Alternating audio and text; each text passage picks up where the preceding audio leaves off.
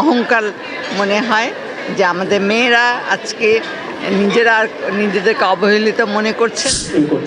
গত বছর এসেছি, এবারও এই যে মেয়েরা কাজ করছে, নারী উদ্যোক্তা, আমি সবসময় এদের সব অনুষ্ঠানে যাবার চেষ্টা করি, এদের কাজ দেখি এবং এদের কাজকে উৎসাহিত করার জন্যে অন্যদের কাছেও আমি এগুলো পৌঁছে দেওয়ার চেষ্টা করি। আমার খুবই অহংকার মনে হয় যে আমাদের মেয়েরা আজকে নিজেদেরকে অবহেলিত মনে করছে না।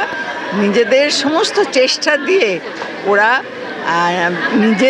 নিজের যে অবস্থার সেই অবস্থার পরিবর্তন, সেই সঙ্গে সঙ্গে দেশের অর্থনীতিতেও তারা যে অংশ নিচ্ছে এবং তাদের যে কাজের অংশকে তারা সম্প্রসারিত করছে, এটা সত্যি অনেক আনন্দের এবং আমাদের জন্য একটা উদাহরণস্বরূপ হয়ে আছে।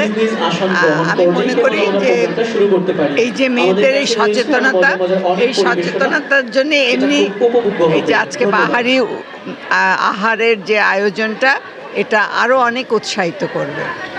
ম্যাডাম, এই যে মেয়েদের যে উদ্যোক্তার কথাটা বললেন, যে যারা প্রতিবন্ধকতার শিকার হচ্ছে তাদের নিয়ে আপনি কি বলতে চান?